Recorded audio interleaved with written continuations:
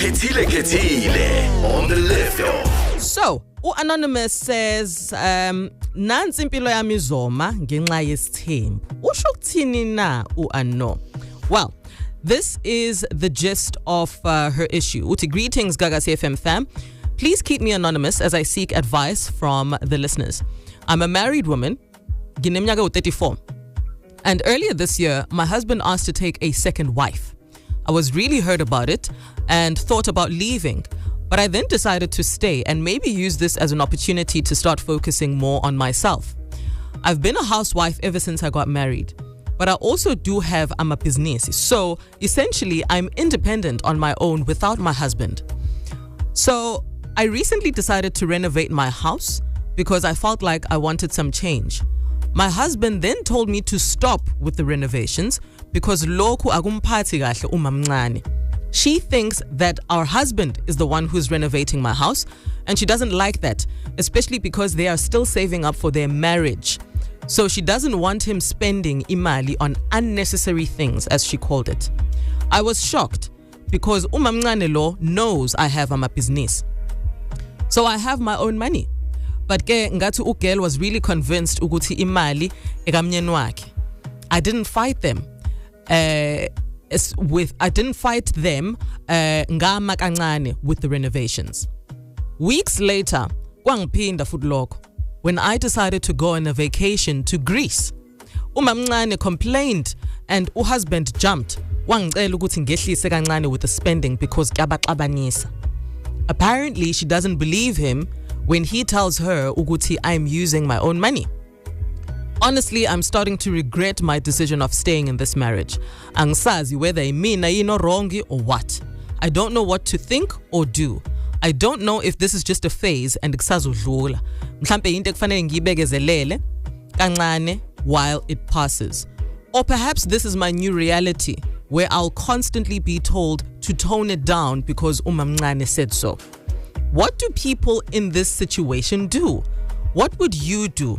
Mina ngiphelelwe Shem, please advise. This is coming through from Anonymous.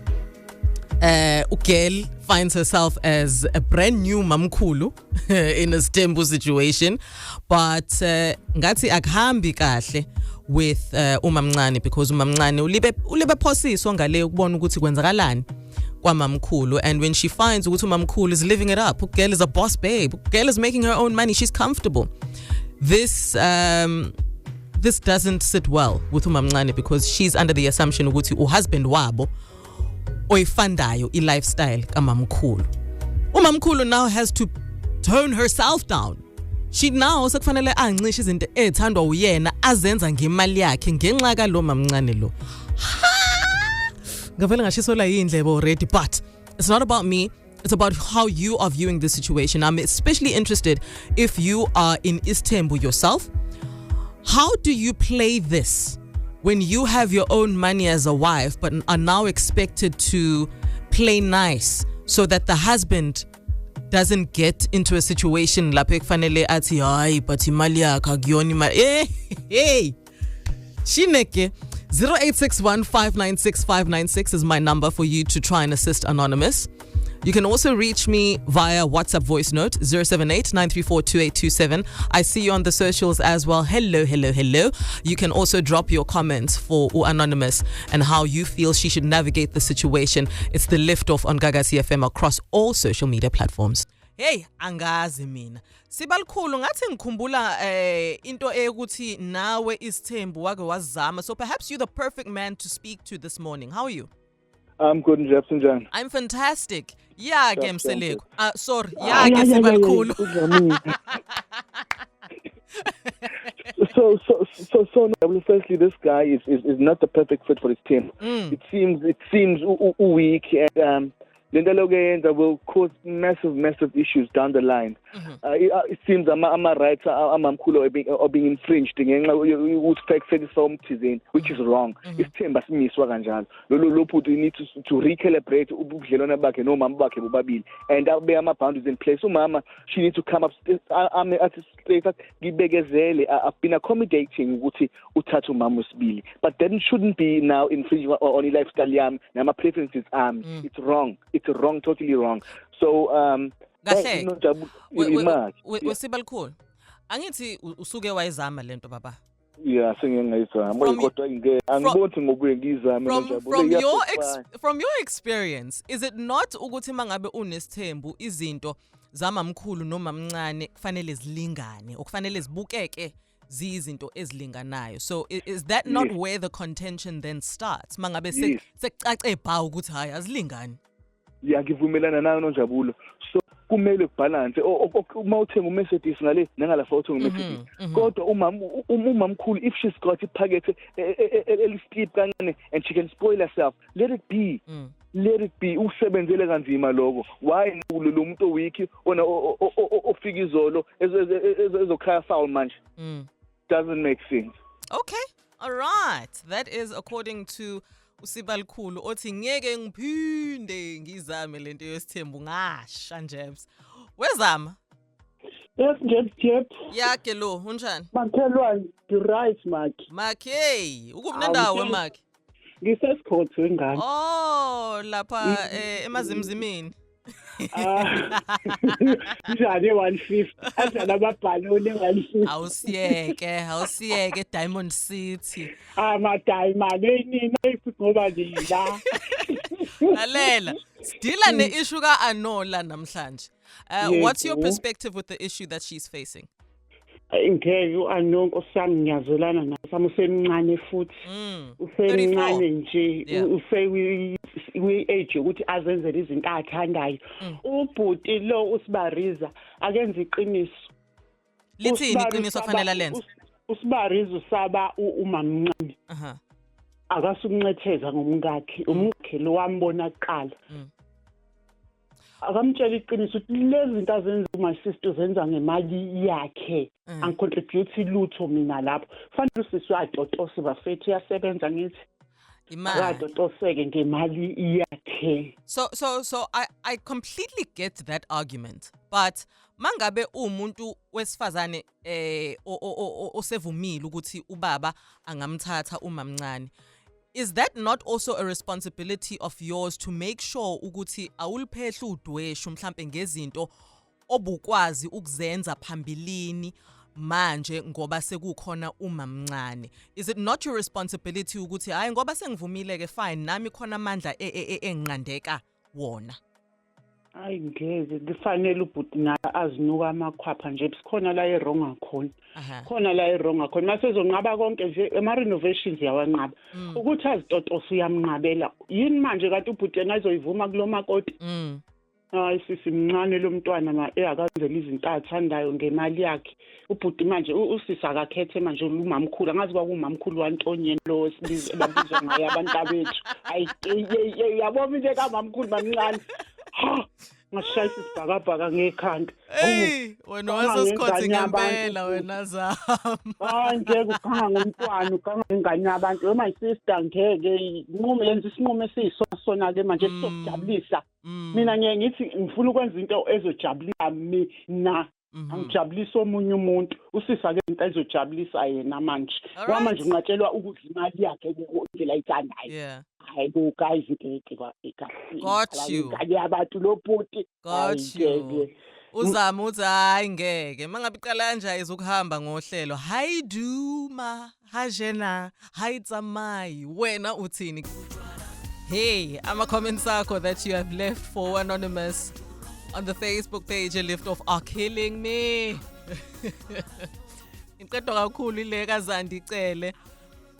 Yo udiniwe on behalf of Anonymous uthi habe njepsi. Ngavuka utrikati inkosi impela.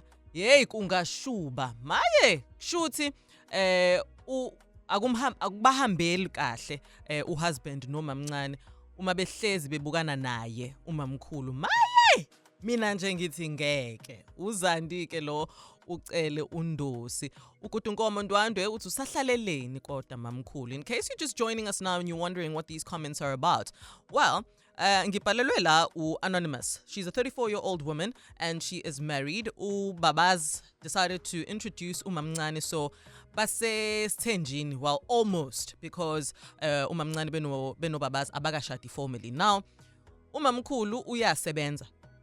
She is a well-to-do businesswoman, so she's raking in the money. Bottom line, meet her nice and comfortably to the point where she's able to renovate her own house. She's able to take amaso locations overseas. And when this happens, me jabulisa yena ngemali yakhe. Yakhalwa ngapha kamamncane kuthiwa hayi. Why lo mama edla imali la ekhaya thina singakashadi thina singakabi well established in our marriage. Awumtshela ukuthi anciphisa kancane afaka ibreak guy. And umamkhulu is understandably unhappy about this. Uthi why should I reduce myself to appease umuntu wesithathu okhane introduced into this relationship? What should I do, Njabs? Is this something that I can expect to go away mangabe sekushadiwe? Noma is this a red flag that signals ukuthi mhlambe kufanele ngithi ngilale ngiye khona? Here's another comment coming through from Unelsiwe Dladla. Uthi, I like this. Umamkhulu's giving me nice vibes, being independent. Anyways, Anonza, I can stay, mina Shem. Akahlale phansi, abonisana nobaba wasekhaya, amtshela ukuthi imali uyasebenzela. Mhlawumbe amtshengise ngisho ne-bank account. Hayi! URita Khurana. Rita. Uthi qonda kumamncane, umtshela angakujwayeli nje kabi. Indaba yamaqakala ephara konke nomyeni wakhe if benenkinga nalokho ubabhonye. Hayi. Cha Rita. Asibonyani la. Siyabonisana. Okay? I've got uZinhle Emlazi. Sawubona weZinhle? Kunjani nje? I'm good, my honey. On which side are you? Uvuna umamkhulu ukuthi aqhubeke enze izinto ngemali yakhe ugirl because uyisebenzele noma uthi nawe ayakathi ukwehlisa kancane until ikushadwe kahle ngale? Ngithi mina nje Swane. Umamkhulu aqhubeke nezinto azenzayo imali yakhe. Yabona bafethu kufanele lento lesisheshe siyinqande ngoba abantu besilisa abasicabangeli. Nabo abantu besifazane bafike bafuna ukungena kulesithembe sibolile ngoba nifenibhilde into nomyeni wenu umuntu afike sekubukhazikhazi ukuhle. Yabo manje umuntu umefuna ukungena esithembini lo mncane obolile akaveze i-payslip aveze i-bank statement ukuthi unani ufika nani yena la ukuze izinto zizobhalansa. Angikwazi ukuthi ngizongabi happy ngemali yami engiyisebenzela yona ngoba phela sifanele si-accommodate nangu umuntu osanda kufika. Ngiyakuzwa la umuntu wesilisa fanele amtshela ukuthi uyayisebenza umama ngala unemali yakhe mekhipha akubalanseke kodwa akayeke ukunaka lo onemali yakhe naye akayikhiphe ngemali yakhe finish. Nanokuthi mhlambe it's only going to be a matter of time before ubabazi esecobhoza ngapha ema-accountini akamamkhulu ukuze ezophosa phela ngale phesheya kumamncane. Ukancane ngezokwenza lo. Akakwazi ukuthi uzocobhoza emandleni omunye umuntu ukuze accommodate lo ofikayo. Yena akakhiphe emalini yakhe. Mekuthi ubaba kuyashoda emalini yakhe akamtshele lo ofikayo ukuthi hayi kuyashoda mfethu. Bekezela kancane nawe sogcina si-right sitakulane mhlawumbe la uqale lakhe ibhizinisi ukuze standard sizothi-ke ukuthi yabo sifaneke mina kuyi-competition. Kodwa nje lo ngala abangamjwayeli nje kabi. Bamjwayela nje kabi mfethu. Iqiniso bamjwayela kabi. Ngeke angayidli imali yakhe ngoba nakho phela abantu fanele kuneso isimo sangala kunabukelwise cha nje. Not in her name. uZinhle uthi cho never that. Musa uthini wena? Ngiyaphila sisi wami njani? I'm great my brother. Hayi sisi wami ngaze ngamzela uAnomza. uAnomza uncishwa ihappiness, uncishwa ile ithandane impilo. Yeah. Lese sifika kakhulukazi esumamncane engazi mamncane okwenzani wena lo. Usisi wami namfethu ngeke ngisho ngithi akaphumi emshadweni cha, angikwazi ukusho lo. Kodwa happiness come first. Usisi wami wayisebenzela wayifundela nebhizinisi lakhe walihlelela ukuthi njengoba singene emshadweni ibhizinisi lakhe liyaqhubeka. Angavalelwa usisi ongene endodeni. Ungene ile ndoda yakhe eyazi ukuthi imi kanjani financial angithi. Yeah.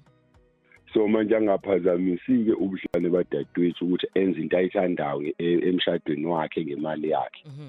So yena ngeze wangena azuthi esithembweni akadle uphuthu aliphakelwe indoda yakhe. Kahleke Musa Yebo. Mhlambe can we not also give anonymous advice yokuthi mhlambe mezenzela ke lezinto aqhubeka azenze asinqabi ukuthi azenze but mhlambe amusu ukuposta ngendlela aposta ngayo because I'm just assuming ukuthi uma mncane mebona lezinto usuke ebona ngompost akasho kahle hle kule email yakhe. It's just an assumption that I'm making. Ngeke nje ngiphile.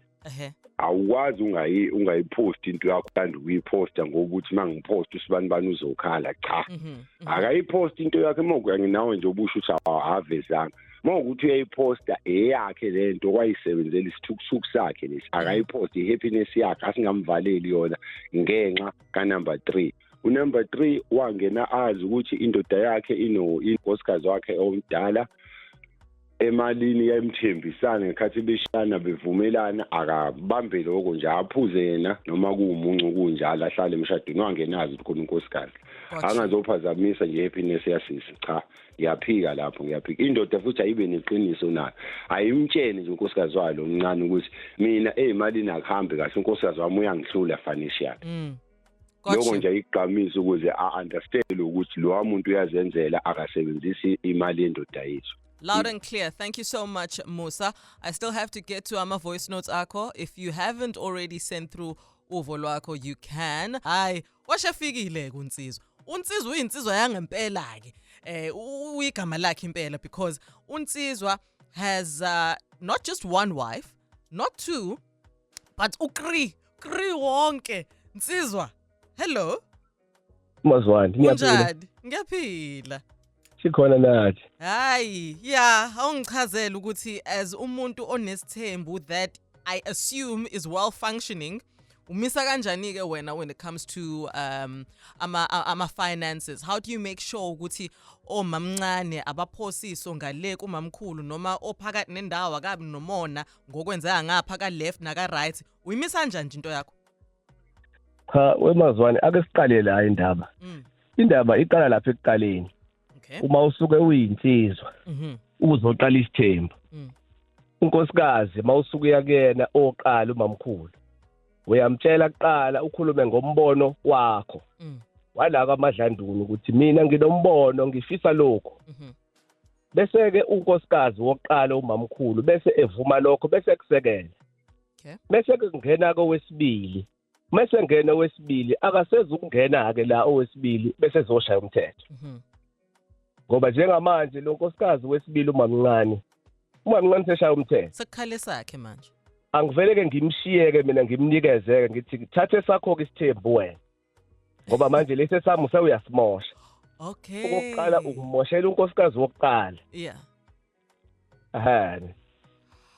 manje imake uyabonje let's just say you are the husband in this particular situation.